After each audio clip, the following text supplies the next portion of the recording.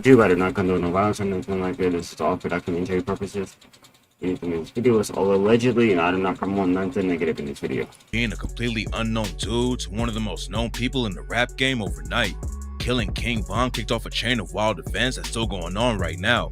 And today we're breaking down the story behind the dude who started it all. Lil Tim came up in Savannah, Georgia, and has been active in the streets for a long time. He played football in school for a while, but after Comment down below if you're from Savannah, Georgia.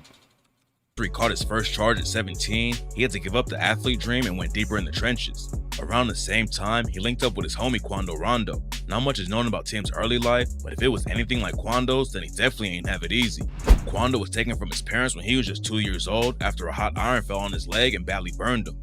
One of his great aunts adopted him, but his dad got booked for 3 years and his mom was addicted to drugs and never saw him. The first time Quando went to juvie was cause his aunt called the cops on him for fighting one of his cousins when he was 11. Quando started going in and out of juvie constantly, and when he was in high school, he met Lil Tim and they was tight from the jump. Tim actually finished school and graduated in 2016, but he was still in the streets and caught a bullet to the leg just a few years later. Congratulations to Lil Tim for that, man. Congratulations. A lot of people don't do that, so congratulations. In 2019, Tim was standing on the block when someone rode through and started letting off shots. When the police came, Tim's grandma was there screaming, "He's on the back porch, he's on the back porch." The cops ran around the side of the house and found Tim laying on his back with a bloody towel around his leg and a bunch of people just standing around him. They rushed Tim to the hospital for treatment and Tim told the cops he had no idea who shot him. Luckily, he made it out of the situation alive, but 1 year later, he almost lost his freedom.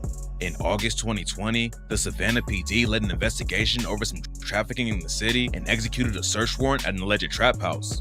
Inside the crib, they found guns, over 15 pounds of weed, and around 16K in cash. 5 people Allegedly, that's all. Let's get allegedly. went down over the bust, including a former NBA player named Tim Quarterman. Quarterman played for Seattle and Houston for a little while, then he joined the G League and played for Israel and New Zealand too. Apparently the basketball money wasn't enough though, and Quarterman got charged with attempt or conspiracy to violate the Georgia Controlled Substance Act. Lil Tim was wrapped up in the same case and was hit with an attempt or conspiracy to violate the Georgia Controlled Substance Act, theft by receiving stolen property, and obstruction. Tim either beat the case or just bonded out, but then just a couple months later, he was involved with one of the most shocking deaths in the rap game. On November 6, 2020, Quando was chilling outside of a hookah lounge in Atlanta. He told King Von and his crew saw him, and Von started swinging on sight. It sparked a massive fight and both sides started letting off shots. Lil Tim got hit, but he was shooting back too and ended up killing Von right there. After it all went down, Quando went live while he was taking Tim to the hospital for treatment. Come on, I just keep breathing a bit, boy. Come on. They keep on, bro. I saw video clips where they said that Colorado took King Von to the hospital, but now I'm finding out it was Lil Tim. That's crazy. Keep breathing, cuz. Hold on, you can't move on that fast. You got it, my fault. Yeah. Man, he's shot. What you mean wrong side? And you can hear the panic in his voice because he thought his homie was gonna die. Tim was allegedly shot by Von's homie Slutty, and he probably wouldn't be alive today if Slutty's gun didn't jam after the first shot.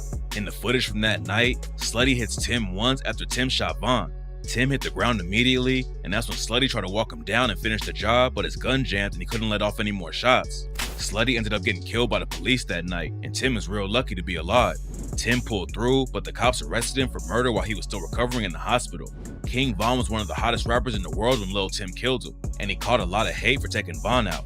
Quando had a bigger name than Tim and was catching shots from everywhere, and he responded to it all on the track End of Story and rapped, "Hey, if the shoe was on the other foot, they wouldn't have said he wrong. What they say, that's understood. We had to make it home. I put that on the neighborhood before they bust my dome. Lil Timmy riding, right or wrong."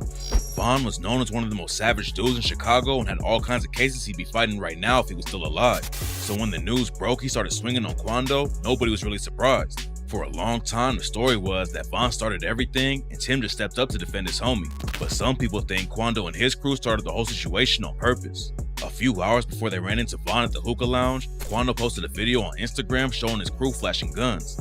Lil Tim allegedly even showed off the pistol they used to kill King Von, and rumors say they was trying to take him out that night. There's no real evidence to back it up, but some people think Quando leaked his location to Von on purpose because he knew Von would crash out. And on the track End of Story, he even said, "Million on my head, that's what they say. That's all you got? Make it 8. Come run up on me, bite the bait. 30 clip on me, jump out, shake." After it went down, Dirk told DJ Academics everybody else like when the when a real gang, you know what I mean? When a real gangster get took out by like a nerd type. Then Quando clapped back and said, the nerds got 7 of them last year. And on the track Tear It Down, he raps, 4K that shit y'all seen on camera was our 7th one. 1K with the Christmas, I'ma buy little bro his favorite gun. He also took shots at Dirk on End of Story and said, blood on your brother on the ground, go and pick your mans up. Damn right, we screaming self-defense, he shouldn't have never put his hands on me. Look at the footage, that's all the evidence. See, them shouldn't have ran up on me.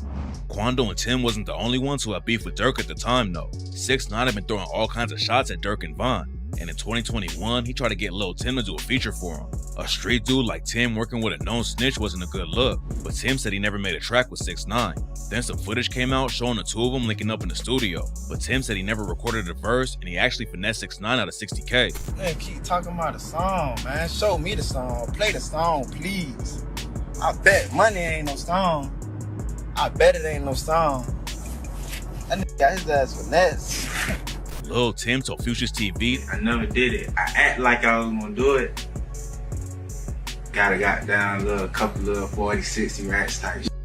Allegedly working with a snitch wasn't the only drama Tim had going on though. He bonded out on the murder charge in March 2021, but in September of that year, he got booked again. According to the paperwork, Tim got booked after a high-speed chase with the police and got charged with 8 traffic violations. Around the same time Tim was dealing with legal issues, his homie Quando was dodging bullets in the street. In May 2021, Quando and his homies was hanging out in the parking lot in Georgia when someone started shooting at their crew. Luckily, only one dude got hit in the hands and everyone else made it out of the situation okay, but it was clear that Quando had a target on his back.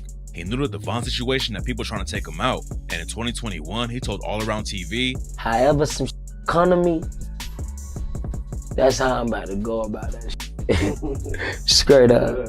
Death threat all you want to, man, bro. That's just some words, man. Do be an action. Then last August he tweeted, once it happened, I ain't gonna be mad cause I already been prepared for it, really. When the ops are coming for you though, it's not just yourself you have to worry about. And just a couple days later, they killed Quando's homie Lil Pob right in front of him. Quando and Pob R.I.P. to Lil Paul, man. R.I.P.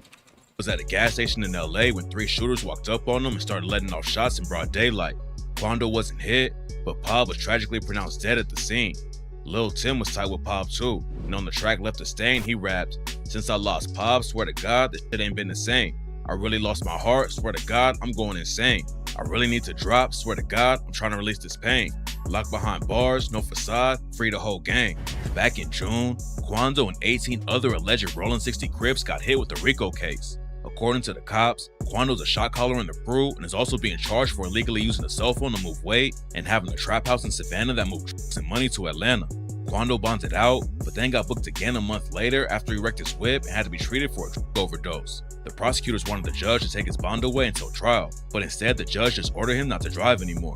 Lil Tim has been having his own legal issues too. Back in October 2022, he was booked on drug charges, but it ain't clear where the case is going right now. He probably won't do any time over it though. If this is ridiculous, but how hard is it just to not be in the streets, man? I'm genuinely just asking, how hard is it not to be in the streets? And he just scored another massive legal win. Last month, news broke that his murder charge for killing King Von had been dropped. Even though Von swung first, Tim still could have been facing life in prison, but now he's walking away from the whole situation.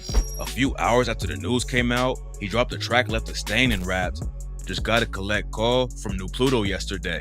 He say he on the way, we steady catching plays. I told him about my good news, I'm about to beat this case. I really came from the bottom, I'm feeling like I'm Drake.